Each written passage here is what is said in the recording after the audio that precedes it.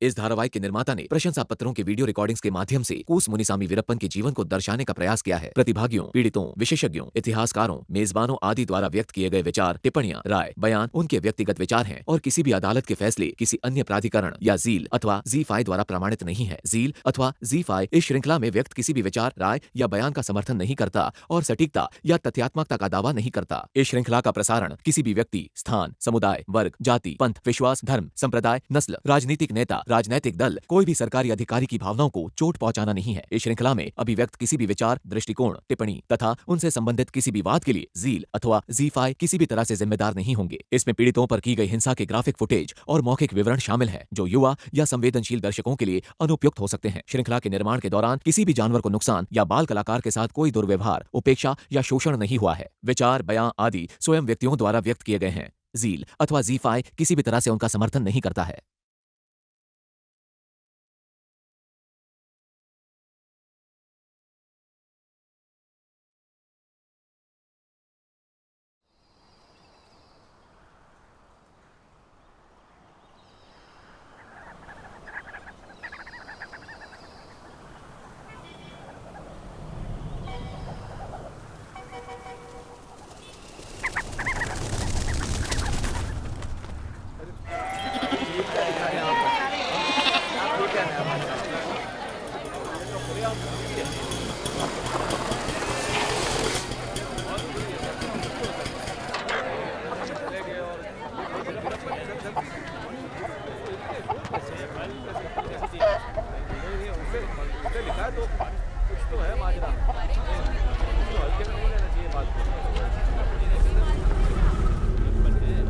रोज साहब तो आज यहाँ पर आने वाले हैं।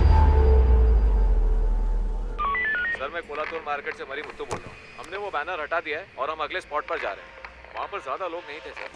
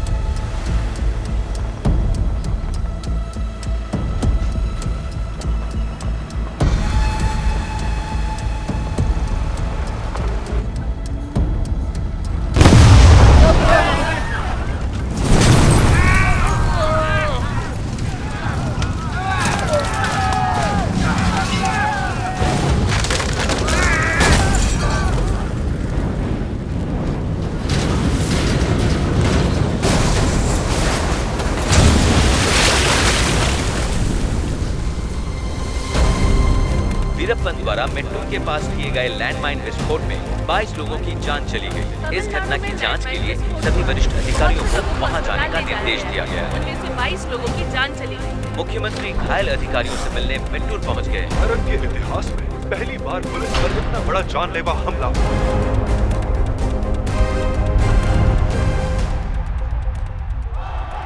90 के दशक में वीरप्पन नाम के एक शख्स के बारे में खबर आई थी। ये बात 9 जून की है। मुझे ये तारीख आज भी याद है और वो उसके बारे में पहली खबर थी। वीरप्पन ने एक सब इंस्पेक्टर को अगवा कर लिया है। पुलिस उसकी तलाश में है। उस दौरान आए दिन समाचार वाले वीरप्पन को इस गांव में देखे जाने का दावा करते थे और कभी कभी तो उसे मंदिर में देखे जाने का दावा भी करते थे। हर रोज नई नई कहानियां लिखते थे। उनके बारे में ये सब लिखने पर आखिर कौन सवाल उठाएगा? वीरप्पन उठाएंगे? नहीं, उनको वीरप्पन के बारे में लिखने की पूरी छूट थी। वीरप्पन ने एक मंदिर में बकरे की बलि चढ़ाई। एक डेटा में बताया गया है कि उन्होंने 187 लोगों की हत्या की और उन्होंने लगभग 2000 हाथियों को मारा और उन्होंने 11 करोड़ रुपए से भी ज्यादा हाथी के दांतों की स्मगलिंग की है। 1986-1987 के आसपास पुलिस ने एक फोटो पेश की जिसमें वीरप्पन ऐसे खड़ा है और उसकी छोटी छोटी मूछें हैं। दरअसल वो एक ब्लैक एंड व्हाइट फोटो थी। पुलिस के पास सिर्फ यही एक फोटो थी। वो सोच में पड़ गए, एक टीबी के मरीज जैसा आदमी कैसे इतने लोगों की जान ले सकता है। हमने उस जगह के सभी रिपोर्टर को बुलाने का फैसला किया। क्या सच में ऐसा कोई आदमी है जो ये सब कर रहा है, या कोई नेता है जो इसके नाम का इस्तेमाल कर रहा है? उस वक्त उन्होंने ये कहा था कि वीरप्पन मेरे इलाके में है। एडिटर ने मुझे ये कहानी इसलिए दी क्योंकि मैं उसी इलाके से था। हम निगरानी रख रहे थे, जानकारी इकट्ठा कर रहे थे। तभी मुझे एक खबर मिली और नखीरन रिपोर्टर्स की हमारी टीम वीरप्पन से मिलने जंगल में निकल पड़ी। वीरप्पन ठीक हमारे सामने खड़ा था और उसे देख के हम सब हक्के बक्के रह गए। 1991 के बाद जयललिता के नेतृत्व में डीएमके सत्ता में आई। उस वक्त सेंगोटियन वन विभाग के मंत्री थे। उन्होंने दावा किया कि वीरप्पन तमिलनाडु के जंगलों से भाग गया है, वो आंध्रा या कर्नाटका की तरफ गया है। और ठीक उसके 15 दिन बाद खबर आई कि वीरप्पन ने बॉम्ब ब्लास्ट से लगभग 20 पुलिसकर्मियों को बेरहमी से मार गिराया। अगर संगोटियान ने उस महीने की पहली तारीख को कही बातें सच थीं, तो ये नामुमकिन है कि वीरप्पन ने 22 पुलिस वालों की जान ली। अगर वीरप्पन ने ही ये हत्या की है, तो 1 तारीख को कही गई बात झूठ है। हमारी मुलाकात के आखिरी दिन हम फोटोज ले रहे थे। तभी गोविंदन और अर्जुनन हमारे पास भागते भागते आए। उन्होंने कहा जितनी तस्वीरें ली गई हैं वो काफी हैं और उन्हें अभी तुरंत किसी काम के सिलसिले में निकलना होगा। उसके अगले ही दिन हमें खबर मिली कि वीरप्पन ने बम धमाके से बहुत लोगों की जान ले ली। तब हमें एहसास हुआ कि शायद यही उनका वो जरूरी काम था। इस घटना के बाद तमिलनाडु पुलिस ने फैसला किया कि इस आदमी पर सख्त कार्रवाई की जाए।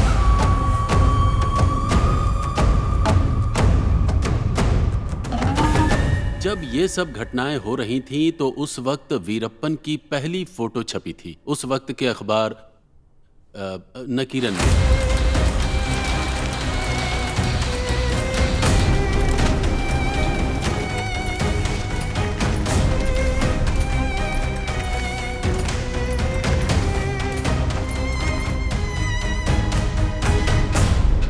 और तब मैंने पहली बार उस इंसान की तस्वीर देखी जिसके अपराधों को सुनकर रूह कांप जाती थी। वो बहुत ही कमजोर सा था, जैसे कोई टीबी का मरीज। उसे देखकर मैंने सोचा कि यह आदमी ये सब कैसे कर सकता है। पर जब मैंने उसके हाथ में गन देखी और उसी तस्वीर में उससे एक विशाल चट्टान पर राजा की तरह बैठा हुआ देखा, वो देखकर मुझे यकीन हो गया कि ये शख्स इन अपराधों को अंजाम दे सकता है। आप किसी हत्यारे को वीर या पराक्रमी नहीं कह सकते, पर सच में वो बहादुर था। वो कोई साधारण अपराधी नहीं था, वो एक बहुत ही प्रतिभाशाली गैंगस्टर था। उस दौरान वीरप्पन को हजारों किलोमीटर तक फैली आंध्र से लेकर ग्वालियर के जंगलों की उसे चप्पे चप्पे की जानकारी थी। जो लोग वहां रहते थे उन्होंने पुलिस की मदद नहीं की क्योंकि उसके खुफिया खबरी से लोग डरते थे। उसने गांव के आदमी को गोली मार दी क्योंकि वो सिर्फ पुलिस के साथ जीप में जा रहा था। वीरप्पन ने 2 इन्फॉर्मर्स की हत्या की। हालांकि वीरप्पन का पुलिस पर हमला लोगों के लिए एक राहत की बात थी। पुलिस को कोई मार नहीं सकता और जो कोशिश करेगा उसे सजा मिलेगी। अब वीरप्पन को रोकने की हिम्मत किसमें थी? कर्नाटक के मुख्यमंत्री एसएम कृष्णा ने वीरप्पन की कावेरी नदी के पानी विवाद की मांग खारिज की। ये एक रहस्य है, उसका अस्तित्व ही अपने आप में एक तरह का रहस्य है। सब डरते थे, वो पुलिस की पकड़ से बाहर था। उसकी पहुंच बहुत ऊपर तक थी। बड़े अफसर का सिर कैसे काट सकता था? जरा सोचिए कि वो कितना बहादुर होगा। उसने 132 लोगों की हत्या की है, जिनमें पुलिस विभाग के उच्च अधिकारी भी शामिल हैं। उसने पुलिस पर गोली चलाई। मैं उसके साथ बिल्कुल सहमत हूँ क्योंकि पुलिस ने जो किया, जो महिलाओं के साथ किया, वो बहुत बदसलूकी थी। भारत के मोस्ट वांटेड मुजरिम कुसा मुनिस्वामी वीरप्पन के पास देश के सबसे चहीते एक्टर अभी भी बंदी है। राजकुमार ने 210 फिल्मों में अभिनय किया है। केंद्रीय सरकार ने हेलीकॉप्टर तक तैनात किए। जंगल में 19 केंद्रों को ढूंढा गया और वहां पुलिस दल को भी तैनात किया गया था। एक्टर राजकुमार इन्हीं पहाड़ियों में कहीं है और उनके अपहरणकर्ता अभी भी आजाद घूम रहे हैं।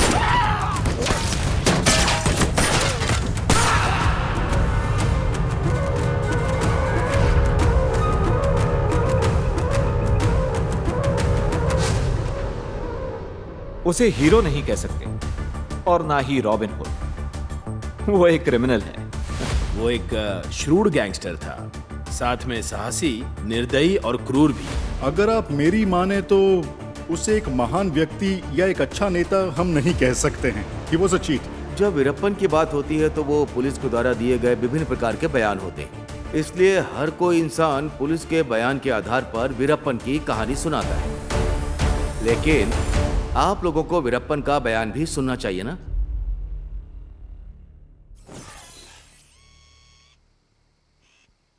அதாவது என்னுடைய நாட்டு மக்களுக்கு, அதாவது என்னுடைய தாய்மார்கள், என்னுடைய சகோதரர்கள், பெரியோர்கள், சிறியோர்கள் எல்லாருக்கும் கேட்கும்படி, நீங்க இதை பார்க்கும்படி நான் பேசுறேன். இதுல என்ன கருத்துக்கள் இருக்குது அப்படின்னு சொல்லி நாட்டு மக்களெல்லாம் கூர்ந்து பாருங்க. ஆனா தப்பு என்னதா இல்ல அரசாங்கத்து தப்பா அதை புரிச்சுக்காங்க. நீங்க என்ன, நான் நல்லபடியா பேசுறேன். என்ன நடந்ததுன்னு என்னுடைய வாழ்க்கை வரலாறா அப்படியே எடுத்து சொல்றேன். சின்ன வயசுல இருந்து நான் எப்படி மனிதனானேன், 50 வருஷனுடைய அனுபவத்தை நான் சொல்றேன். வணக்கம் எல்லாரும், அதாவது நாட்டு மக்களுக்கு நான் வணக்கம். கடவுளே, ஆண்டவா, முருகா, தெய்வமே.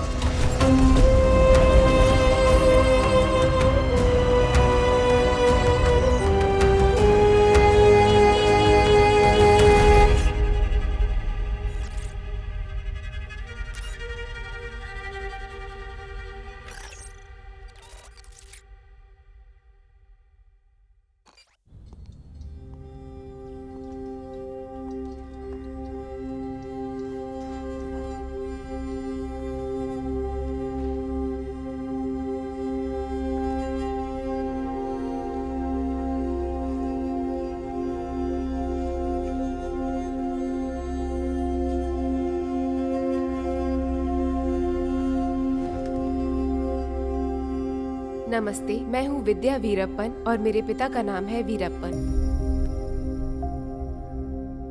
असल में मेरा जन्म हुआ था धर्मपुरी गांव के पुलिस कस्टडी में। मेरी माँ और मेरी दादी मेरा ख्याल रखते थे और एक दिन मेरे पिताजी मेरी माँ को अपने साथ ले गए, वो भी मुझे छोड़कर। उसके बाद दादी ने ही मेरी परवरिश की। सभी ने मुझे अपनाया और ढेर सारा प्यार दिया जैसे वो अपने बच्चों को देते थे। गांव के सारे लोग मुझे किसी राजकुमारी की तरह रखते थे। वो सभी मुझे अपनी बेटी की तरह प्यार करते थे और सभी चीज़ों में शामिल करते थे। गांव की कोई भी दुकान से मैं कुछ भी ले लूं, मुझसे कोई पैसा नहीं लेता था। और सच बताऊं तो तब मुझे ये एहसास हुआ कि लोगों के मन में मेरे पिता के प्रति कितना प्यार और आदर था। जब मैं छोटी थी तो अक्सर यही सोचा करती थी कि मेरे पिता दिखते कैसे होंगे। मैं हैरान हो जाती थी जब लोग उनकी तारीफें किया करते थे। और मैंने पहली बार अपने पिता को तब देखा जब नखीरन अंकल ने पहली बार उनकी टीम द्वारा किए गए मेरे पिता के साथ इंटरव्यू को 96 में एयर किया। हर गांव में हर एक पंचायत के पास एक ही टीवी हुआ करता था और पूरा गांव टीवी देखने के लिए इकट्ठा हो जाता था, लेकिन मेरे गांव में एक भी टीवी नहीं था। तो हम दरअसल नदी पार करके पड़ोस के गांव गए वो इंटरव्यू देखने के लिए। तो उस दिन मेरा पूरा गांव मुझे वहां पर लेकर गया ताकि मैं अपने पिता को देख सकूं।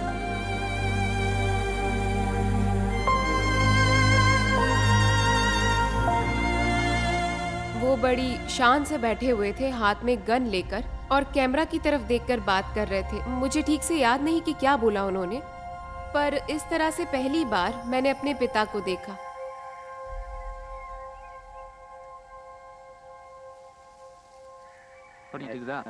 நக்கீரன் பத்திரிகையின் சார்பா நான் வந்து உங்களை சந்திச்சிருக்கிறேன்.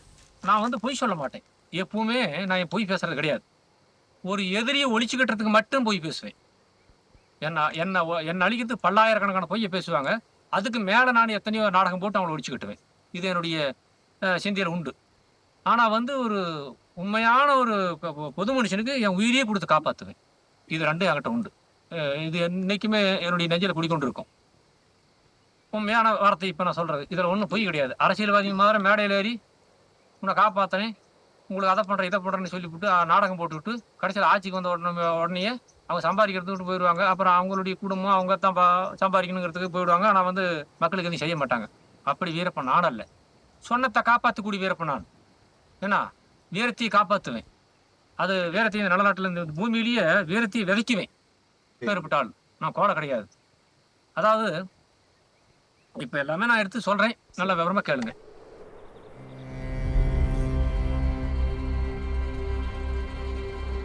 எங்களுக்கு ஒரு வில்லேஜ் செங்கப்பாடிங்கிற ஒரு கிராமம், பாலாத்துக்கு பக்கமாக, அதாவது காவேரி ஆற்று கரையிலேயே இருக்குது. கர்நாடகா ஸ்டேட்டில் உள்ள இருக்கிறோங்க. நாங்கள் சொல்ல போனால் நாங்கள் கர்நாடகாரனுங்க. உண்மையான தமிழன் தான். இது கொல்லணும் எல்லாம் எங்களுக்கு தமிழ் தான், தமிழனம் தான், தமிழ் ரத்னம் தான். இருந்தாலும் வந்து கர்நாடகா எல்லையில் நாங்கள் குடியிருக்கிறோங்க. எங்களுக்கு ஒரு 10 ஏக்கரா பூமி எங்கள் பாட்டை சம்பாரிச்சது, பரம்பரை சொத்து. அது எங்கள் சித்தப்பன் எங்கள் அப்பன் 2 பேர் அண்ணன் தம்பிங்க. அதில் அவங்களுக்கு 5 ஏக்கரா போடுச்சு, எங்களுக்கு 5 ஏக்கரா. அது வந்து கொஞ்சம் வேட்டுக்காடு, ஒரு வரக்கிணறு. ரொம்ப வெள்ளாம விளையாது, என்னமோ அப்படி விளைப்பாங்க, கொஞ்சம் நெஞ்சு விளையாது. அப்படி படிப்பு கிடையாது, நான் படிக்கல. ஏதோ சுமார் பின்னாடி ஏதோ அப்படி காட்டுக்குள்ள வந்து படித்தேன். நான் படிப்பு இல்லாமல் என்னடா பண்ணுற, கண்ணு வலிச்சம் இல்லையே அப்படின்ட்டு படித்தேன். தாய்மொழி தமிழ் படித்தேன். அதுக்கு முன்னெல்லாம் எங்கள் குடும்பத்தில் என்னை படிக்க வைக்கிறதுக்கு கூட அவங்களுக்கு வாய்ப்பு கிடையாது. புருஷ் எதுவுமே கிடையாது. ரொம்ப குடும்ப காலம். அதாவது சில நாள் பட்டினி. वीरप्पन के पिता का नाम है कूसे मुनुसामी और माँ का नाम पुन्नुत्ताई, और उनके 5 बच्चे थे, और उनमें से सबसे बड़े थे मादयन, और फिर थे वीरप्पन और अर्जुनन। उनकी 2 बेटियां थीं, मुनियम्मल और मरियम्मल। तो इस तरह वीरप्पन 5 भाई बहन थे। हम एक ही उम्र के थे। वीरप्पन मुझसे 1 साल ही बड़ा था। हमारे खेत आसपास थे, उनकी जमीन हमारी जमीन के बगल में थी। वो मेरे घर के आसपास घूमता रहता था। सारे बच्चे मिलकर यहाँ मैदान में खेल कूद करते थे। सारा दिन खेलता और फिर जमीन पर सो जाता था। फिर उठने के बाद अपने घर चला जाता था। बचपन में वीरप्पन हमारे घर आता था। वो ऐसे ही बिना कपड़े के घूमता था, इसीलिए हम वीरप्पन को कोत्ता बुलाते थे। वो दिन भर जंगलों में घूमता और मिट्टी में खेलता रहता था, इसलिए हम उसे कोत्था बुलाते थे। वो बहुत ज्यादा ही पतला था, बिल्कुल सूखे डंडे जैसा था। वो ऐसे ही दिन भर इधर उधर घूमा करता था और पेड़ों की पत्तियां चबाता रहता था। मैं उसे बोला करती थी कि अगर तू ऐसे ही पत्तियां खाता रहेगा तो मर जाएगा, और वो मुझे उल्टा कहता था मैं क्यों मरूंगा, और वो मेरी बात हंसकर टाल देता था। उस समय वो लोग बहुत गरीब थे, खाने के लिए भी कुछ नहीं था। लेकिन अगर मैं कहूँ तो वो औरत बहुत ही चालाक थी, मतलब वीरप्पन की माँ। वो बहुत ही सुशील थी, लेकिन परिवार का पालन पोषण नहीं कर पाती थी। अगर वो किसी दिन बच्चों को खाना नहीं खिला पाती तो उन्हें भूखा रहना पड़ता था। எங்களெல்லாம் காப்பாத்துறதுக்கு எங்கள் அப்பனுங்க அம்மாலும் படும்பாடுபட்டாங்க. ரொம்ப அதாவது ஒரு ஆணை குட்டி குட்டிட்டு எப்படிலாம் வளர்த்திக்கிட்டு தெரிஞ்சோ அப்படிலாம் எங்களை பாடுபட்டு வளர்த்தினாங்க. நான் ஒரு சுமார ஆணை. எனக்கு மாடு மேய்க்க போட்டாங்க. நான் மாடு மேய்ப்பேன். நான் சின்ன வயசுல மாடு தான் மேய்ப்பேன். என்னுடைய அனுபவம் அது. கூலி மாடு, அதாவது அது எங்களுக்கு கிடையாது, ஒரு மாடு கூலிக்கு மேய்க்கணும். वो गाय को चराने जाता था और 8 बजे तक उन्हें वापस गौशाला में ले आता था। हम उसको जो कुछ भी देते वो खा लेता था। वो खटिया के नीचे खुद को बोरे में लपेटकर लेटे लेटे लोकगीत गाया करता था।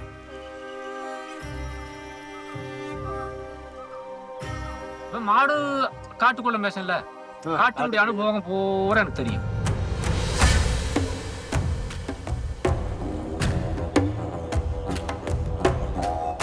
அப்படி இருந்தாலும் எனக்கு வேட்டமானதான் குறி. எங்க அப்பன் தொழில், ஏதாவது எங்க பாட்டன் தொழிலும் அது, எங்க அப்பன் தொழிலும் அது, பின்னாடி அடுத்தாப்படி எங்களுக்கு குறியே அதுதான்.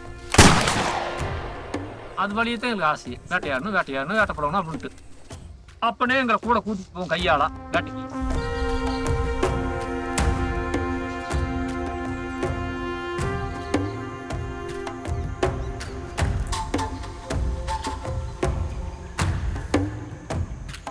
அப்போ எப்படிலாம் சொல்கிறாங்க அப்படின்னு பார்ப்பேன், எப்படிலாம் துப்பாக்கி லோடு பண்ணுறான்னு பார்ப்பேன், இப்படிலாம் பழகணுங்க. அதனால தான் எனக்கு இந்த வேட்டை அனுபவம் வந்தது.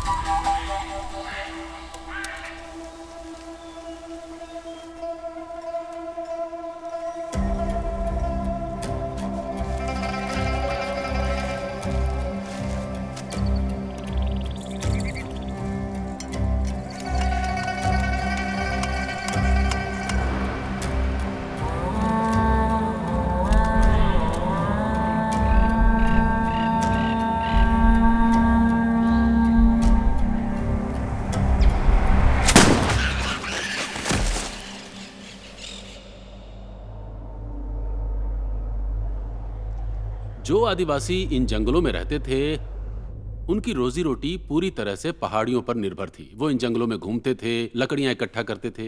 लकड़ियां वो या तो बेच देते थे या जला देते थे। वहां वो भेड़ बकरियां चराते थे और तो और वो फॉरेस्ट प्रोडक्ट्स के लिए भी जंगल में इधर उधर भटकते रहते थे। जंगल के संरक्षण के नाम पर इसमें रहने वाले लोगों के अधिकार वन अधिनियम द्वारा नष्ट कर दिए गए। फॉरेस्ट एक्ट ने उन्हें गैर कानूनी घोषित कर दिया, लेकिन वो लोग भी कानून के खिलाफ नहीं थे। सरकार ने कानून बनाया जिसमें बताया गया है कि जंगल की सारी चीजें सरकार की प्रॉपर्टी है, लेकिन लोग तो बस अपनी रोजी रोटी के लिए जंगल से सामान लेते थे। उससे उनका कोई बहुत बड़ा लाभ नहीं होता था, न ही उन्हें बेचकर वो महल बनाने वाले थे। उनकी रोजी रोटी जंगल पर निर्भर थी और जंगल भी उन पर निर्भर था। अगर वो उन्हें न भी ले फिर भी वो जमीन पर गिर के सड़ जाएंगे। जब वो इन्हें बाजार में बेचने जाते हैं तब सरकार दावा करती है ये तो सरकारी संपत्ति है, इस पर सिर्फ उनका ही हक है। सरकार उस पर अपना अधिकार जमाती है और उसके लिए अपने पावर का भी इस्तेमाल करती है। पीढ़ी दर पीढ़ी शिकार करना उनकी पारंपरिक आजीविका है। जब वन विभाग ने शिकार पर प्रतिबंध लगाया तब जंगल के जनजातियों का स्वास्थ्य गंभीर रूप से प्रभावित होने लगा। उन्हें एनीमिया और बहुत सी बीमारियां होने लगी क्योंकि उनके पौष्टिक आहार का जरिया सिर्फ और सिर्फ शिकार ही था। उनके पिता नीलगिरी लंगूर का शिकार करते थे, तब उन्हें खाना मिलता था। अगर कोई बीमार पड़ता तो भी नीलगिरी लंगूर का इंतजाम करते थे। उसके पिता लंगूर की आवाज निकालकर पेड़ पर चढ़कर गोली मारते थे और वीरप्पन उसे वहां से उठाकर अपने साथ ले आता था और उसी से उनका गुजारा होता था।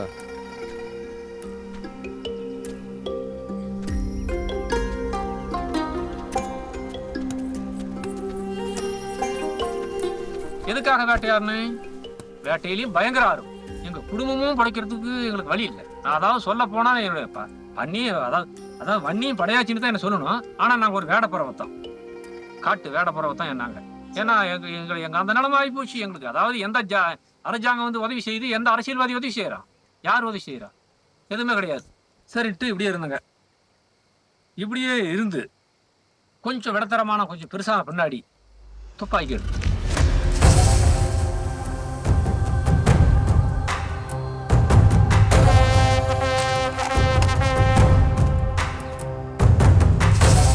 சுமார் 13 வருஷம் அப்படிங்கிற துப்பாக்கி எடுத்துட்டேன். 14 வயசுல பயங்கரமான வேட்டைக்காரன்.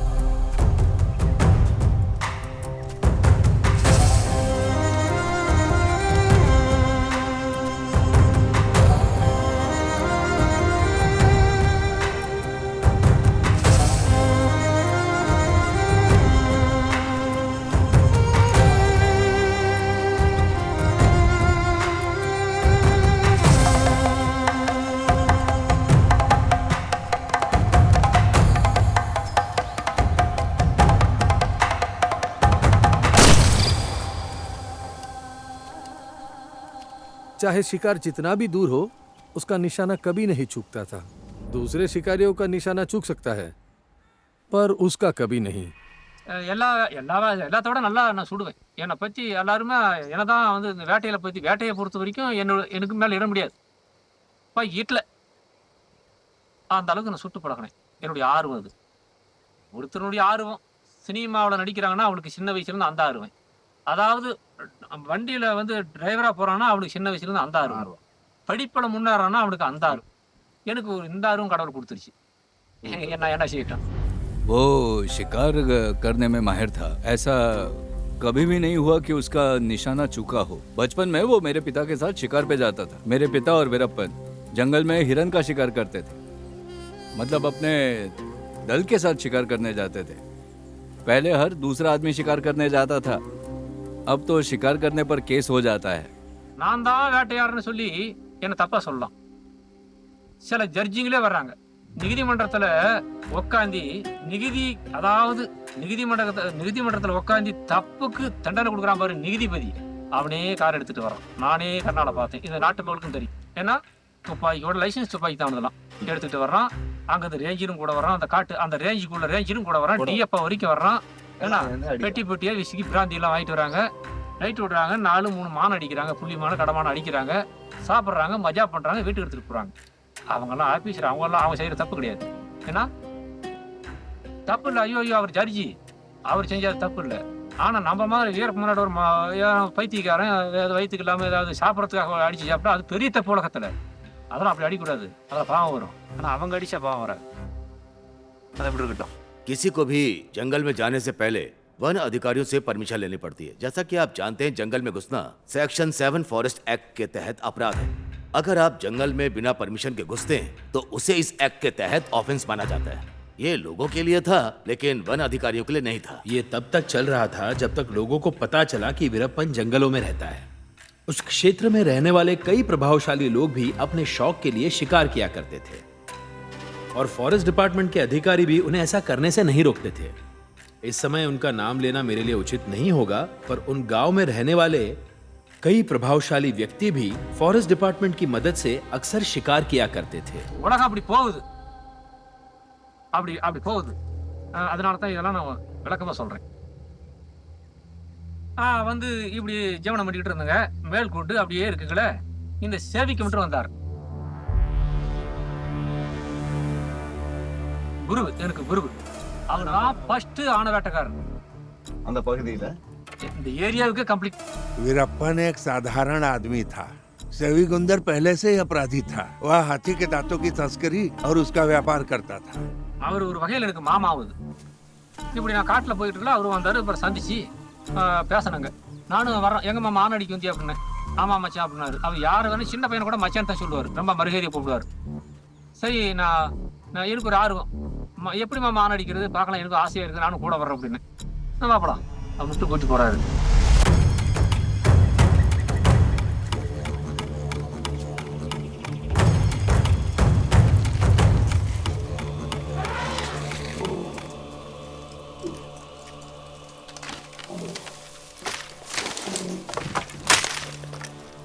கூட்டி போய் அவர் சொன்னார், இந்த இடத்துல அடிச்சா ஆணை விடுவோம் அப்படின்னு சொன்னார். எந்த அடிச்சல அடிச்சா விடுவோம்னு சொன்னேன். பாரு மச்சான், அந்த அடிக்காத பிடிச்சி அதில் அடிச்சா விழுந்து போயிடும். கரெக்டாக அந்த நெத்தி குடியில் பிடிச்சி அடிச்சா விடுவோம். ரைஃபிள் பாரு நல்லா கரெக்டாக அந்த மென்னங்களை தேவை மேலே பிடிச்சி அடிச்சா நல்ல போய் கழிப்பு விழுந்து போயிடும். இப்படி தான் அடிக்கணும் அப்படின்னு சொன்னார். அப்படின்னு அவர் டபுள் பேர் ரைஃபிள், அதாவது 577, அதாவது 527 நம்பர் பெரிய ரைஃபிள் டபுள் பேர்னு கொண்டு வந்தார். அப்புறம் கொடுத்தாரு அடிக்க சொல்லி அடித்தேன்.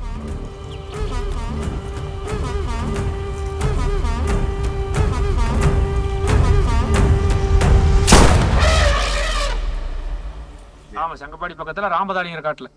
அதான் ஃபர்ஸ்ட் நான் அடிச்சுதான். ஆமா, பாடி அடித்து அடிச்சேன். அடிச்சு.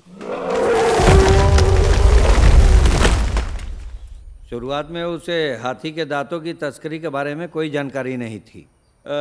उसके गुरु उसे राइफल पकड़ा देते थे और वह जंगल में हाथी का शिकार करने चला जाता था।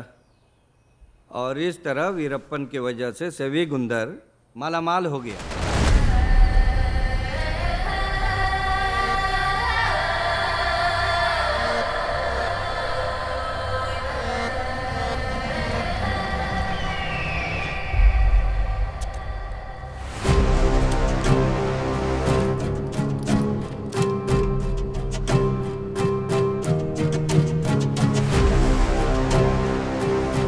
वीरप्पन, जिसने अपनी भूख मिटाने के लिए शिकार करना शुरू किया, अब पैसों के लिए शिकार करने लगा।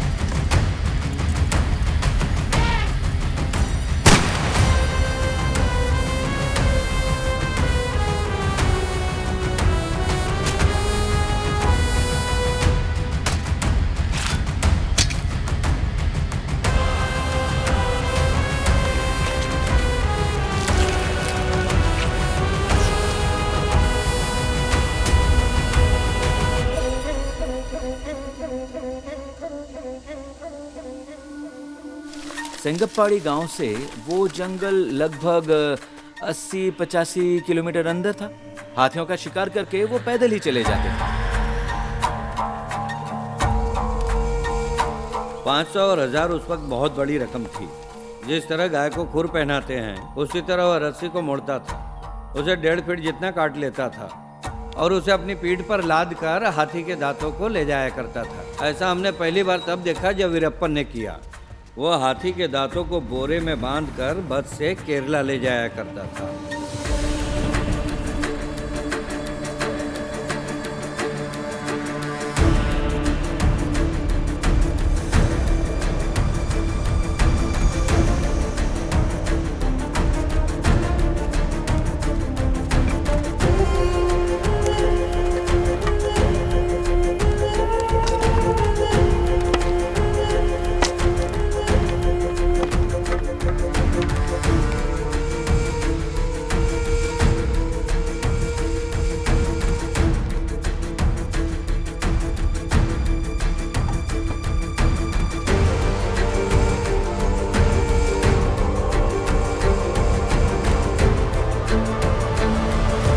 அந்த வேட்டையாடி அந்த காசை சம்பாதிச்சோம் நாட்டு மக்களுக்கு தான் நான் இது வரைக்கும் நான் தர்மம் கொடுத்தேன்.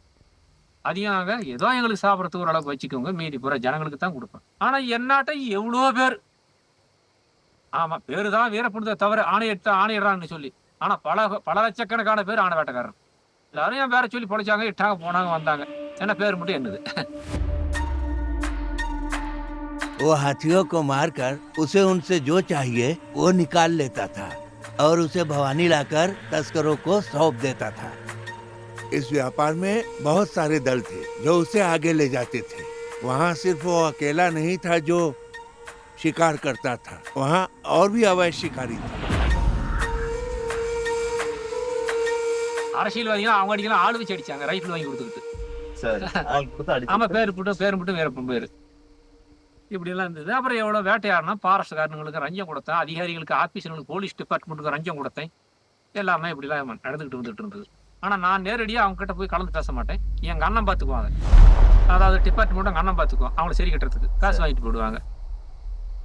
तुम मेरे इलाके में शिकार नहीं कर सकते, ऐसा उन लोगों के बीच समझौता हुआ था और उसके लिए उसने रिश्वत ली। ஆனால் ஆஃபீஸர்களுக்கு கொடுத்தது நிஜம். அரசியல்வாதிகளுக்கு 5 பைசா நான் கொடுக்கவும்ல, அவங்க என்கிட்ட வாங்கணும், ஓட்டு கேட்பாங்க, சப்போர்ட் பண்ண சொல்லி அதை நான் செஞ்சு விட்ருவேன். மக்களுக்கு சொன்னால் நான் யாருக்கு சொல்கிறேன்னா அவனுக்கு மட்டும்தான் ஓட்டு போடுவாங்க, ஆனால் அடுத்தவங்களுக்கு ஓட்டு போட माटांगे। गांव के झगड़े सुलझाने के लिए लोग वीरप्पन के पास जाते थे। यहाँ तक कि पारिवारिक विवाद के लिए भी उसी के पास जाते थे। देखते ही देखते वीरप्पन न्याय भी करने लगा और 90 के दशक में पंचायत और विधानसभा के इलेक्शन का वक्त था। तब लोगों के बीच वीरप्पन की बहुत ज्यादा मान्यता थी। वो बहुत ज्यादा लोगों के बीच मशहूर था। लोग उसकी बात मानते थे और वो चुनाव के ऊपर असर डाल सकता था। उसका पूरा नियंत्रण था राजनीतिक विकास पर कोलेगाल, हनूर और आसपास के क्षेत्रों में। वो एमएलए राजू गौड़ा के बहुत करीब था। वो राजू गौड़ा की ओर से प्रचार करता था। वीरप्पन लोगों तक ये बात पहुंचा देता था कि किसको वोट देना है। उसने खुद कभी प्रचार नहीं किया, लेकिन अपने आदमियों के जरिए वो लोगों तक अपनी बात पहुंचा देता था। இந்த ராஜி கவுடன் சொல்லி ஒருத்தர் இருக்கிறான், ராஜி கவுடன். ஆமா ராஜி கவுடா, கொஞ்சம் ஹெல்ப் பண்ணுப்பா நம்மளுக்கு வீரப்பா காங்கிரஸுக்கு தந்தார். கேட்டாப்படி சரி ஆகட்டுங்க அப்படின்னு சொல்லி ஜனங்களுக்கெல்லாம் சொன்னேன், ராஜி கவுண்டர் போட்டு போடுங்க அப்படின்னு சொன்னேன். சரி நீ சொன்னால் சரி பணம் போடுறோம் அப்படின்ட்டு போட்டாங்க. அந்த தடவை நிறைய போட்டாங்க. நம்ம கிராமம் மட்டும் இல்லை, அந்த ஏரியாவில் எங்கேயுமே முடிஞ்ச அளவுக்கு சுற்று வட்டத்தில் பூராம சொன்னேன்.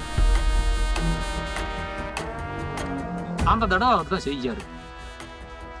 சரி அப்ப ஜனதாவில் யாரு நிக்கிறாங்க, நாகண்ணன். அந்த தடவை அவன் தோத்து போயிட்டான்ல.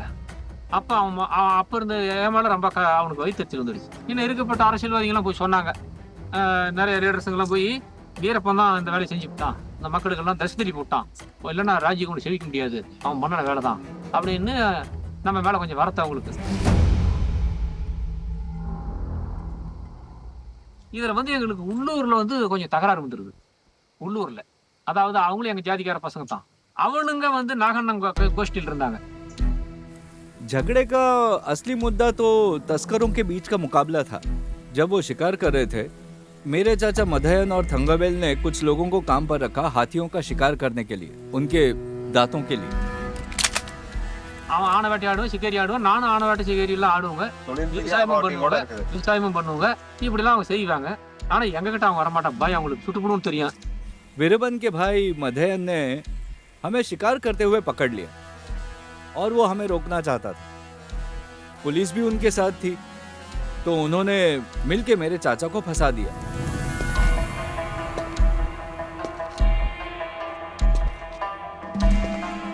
उन लोगों ने उनके घर में हाथी का दांत रखवा के उन्हें गिरफ्तार करवा दिया।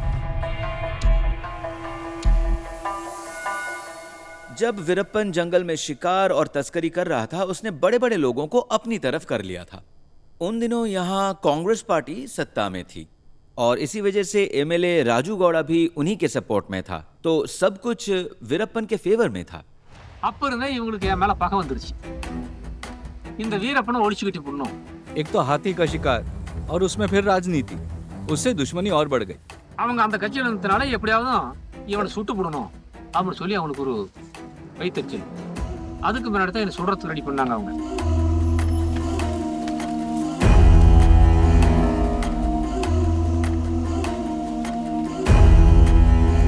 அவங்களும் வேட்டைக்காரங்களாச்சா, ஒரு 30 பேர் இருப்பாங்க அவங்க கேங்க். நல்ல துப்பாக்கி கூட முடியும் தான். நான் எங்கெங்க போறேனோ அந்த ஏரியாவெல்லாம் பூரா அவங்க கூடு வச்சுக்கிட்டு என்னத்தை குடுக்கட்டினாங்க சொல்றதுக்கு.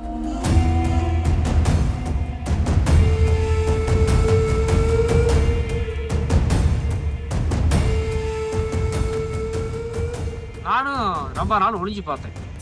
அதே டைமில் எங்கள் அம்மாளுக்கு அதாவது கேன்சர் குத்துவியது வந்துருச்சு. சரி நான் ஒளிஞ்சுக்கிட்டே இருக்கிறேன், காட்டுக்குள்ளேயே ஒளிஞ்சுக்கிட்டு இருக்கிறேன். இங்கே வந்து அவங்க சுடுவாங்க என்ன பண்ணுறது அப்படின்னு சொல்லி நிறைய ஊர் மக்களும் உன்னை சுடுறதுக்கு ரெடியாக இருக்கிறாப்பா, நீ கொஞ்சம் எச்சரிக்கையாக இருந்துக்கா, ஏமாத்திக்கு பிறகு சுட்டு விடுவாங்க அப்படின்னு சொன்னாங்க. எங்களையும் துப்பாக்கி இருக்கும், இருந்தாலும் அவங்க மறைஞ்சிருந்து சுடுவாங்கல்ல அப்படின்ட்டு நான் எச்சரிக்கையாக கொஞ்ச நாள் இருந்தேன். वो डर के मारे जंगलों में जाकर छुप गया था और कभी वापस नहीं आ पाया। इसकी वजह ये थी, संगपड़ी गांव के लोग आपस में बटे हुए थे। गांव का जो एक हिस्सा था वो वीरप्पन के साथ था और दूसरा उनके खिलाफ था। इसलिए उसे इस बात का डर था कि अगर वो गांव आया तो गांव के लोग उसे पुलिस के हवाले कर देंगे। वो हमेशा से जंगल में ही रहा है और उसकी पूरी जिंदगी उन्हीं जंगलों में बीत गई।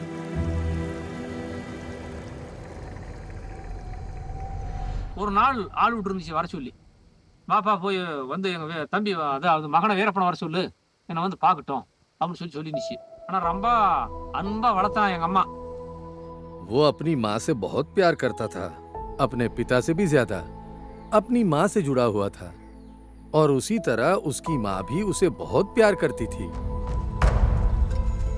போய் அம்மாவை பார்த்து சொல்ல வர சொல்லிட்டுக்கிறாங்க அப்படின்னு சொல்லிட்டு போனேன். ஒரு 15 பசங்க நம்ம ஆளுங்களை கூட்டிக்கிட்டு நேராக போய் 12 மணி இருக்கும் பகல்.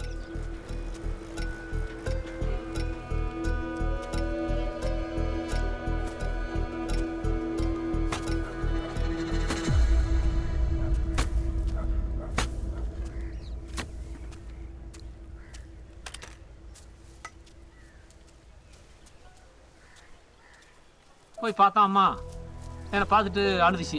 ஏன் அழுவுற அப்படின்னு சொல்லி கேட்டேன். ஒன்றும் இல்லைப்பா, நான் பிழைக்க மாட்டேன், இன்னொரு 5-6 நாளைக்கு உள்ள நான் இருக்க முடியாது, அந்த அளவுக்கு எனக்கு உடம்பு தெரியுது, நான் செத்து போயிட்டேன் அப்படின்னா நீ என்ன வந்து பார்க்க வேண்டாம். எப்படி என்ன வந்து பார்க்க வேண்டாம்? சரி, அம்மா செத்து போயிட்டாலும் வந்துட போறேன், உங்க சுரத்து ரெடியா இருக்கிறாங்க, அன்னைக்கு எப்படி வருவான்னு தெரியும், ரெடியா இருப்பேன், சுட்டு போடுவாங்க, நான் சாக வேண்டியவ, நான் பார்க்க வேண்டியதெல்லாம் பார்த்தாச்சு, நான் போறேன், இருக்கிறவங்க எடுத்து என்ன தகனம் பண்ணிட்டோம், ஆனா இன்னி மட்டும் தப்பி பிடிச்சிக்க, வந்துட போறேன் அப்படின்னு அம்மா சொல்லிட்டு அழுதுச்சு. ये बात तो सच है कि उसकी माँ बीमार थी, लेकिन वीरप्पन पे पहले से ही केसेस चल रहे थे। अपने माँ के देहांत की खबर सुनकर वीरप्पन गांव में आएगा ये सोचकर पुलिस नजर रखे हुए थी। पुलिस को गांव वालों में से किसी ने खबर नहीं दी थी, उन्होंने ही उसे ढूंढना शुरू कर दिया था, लेकिन सारा इल्जाम मेरे चाचा पे लगा कि उन्होंने ही पुलिस को खबर दी थी। फिर तो एक के बाद एक मुसीबतें बढ़ने लगी, और तो और इसमें गांव वाले भी शामिल हो गए, वो बातें यहाँ से वहाँ पहुँचाते और उस वजह से बात बिगड़ने लगी। लोगों ने जाकर वीरप्पन को बहुत भड़काया, उन्होंने वीरप्पन को इस हद तक उकसाया कि वो अपने दुश्मनों की हत्या करने पर मजबूर हो गया। इन सब के पीछे उन गाँव वालों का हाथ था, या फिर ऐसा कहना भी गलत नहीं होगा कि इन सब के पीछे उसका भाई मध्यन था। वो वीरप्पन का भाई मध्यन रात को पैर में बोरी लपेटकर अपने घर के चारों तरफ चक्कर लगाता था। सुबह लोगों को बुलाकर अपने ही पांव के निशान दिखाता था। वो कहता था कोई नजर रखे हुए है, और सबसे कहता था कि कोई उन्हें रात को छुपकर गोली मारना चाहता है। वो अक्सर ऐसे पांव के निशान दिखाकर लोगों को भड़काता था। நான் எங்க வந்துட்டேன்னா மாயார் வந்துட்டேன், என்னமா அம்மா நல்லா தானே பேசுது, அவ்வளோ சீக்கிரம் ஆகாது அப்படின்ட்டு வந்துட்டேன். தம்பி அர்ஜுன வர சொல்லிவிட்டு வந்துருந்தேன், அதாவது ஒரு டேட்டு சொல்லிட்டு வந்து, தம்பி பல இடத்துல இருக்கிறேன், நீ அங்கே வந்துரு, ஒரு 15 நாள் கழிச்சு ஒரு டேட் சொன்னேன், பல டேட்டுக்கு நீ அங்கே வந்துரு, நான் அவனுக்கு தெரியும் அந்த இடம், நாங்கள் தானே மறைஞ்சிருக்கணும் இல்லை. சரிட்டு அர்ஜுன் அங்கேருந்து வந்தான்.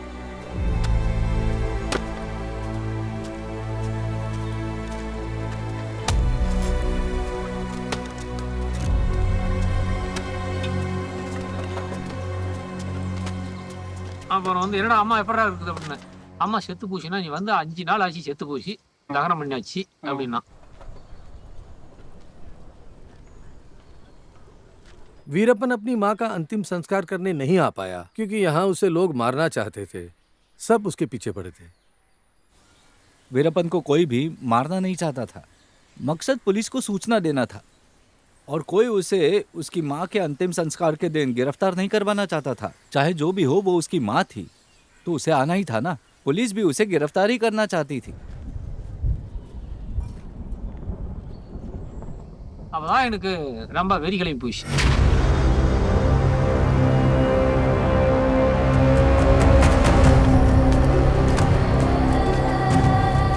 அவளுக்கு கூட உயிர் தண்ணி கூட ஊற்ற முடியாத உதவாத போயிடுச்சு. இவங்களுக்கெல்லாம் நம்ம என்ன பாவம் செஞ்சு, இவங்களால தானே நம்ம ஒழிய வேண்டிய ஒரு கஷ்டமா போயிடுச்சு. ரத்த தாய் இல்லையா, அவர் ரத்த வயிற்றுல 10 மாசம் சுமந்து நம்மளை பெத்து எடுத்து ஈக்கி அடிக்காத எலும்பு கடிக்காத வளர்த்தி கடைசி காலத்தில் பார்க்க முடியலையே. இவங்களை சுடணும்னு அப்பதான் எனக்கு வெறி வந்து, அப்பதான் நான் கொலை செய்யறதுக்கு போனேன்.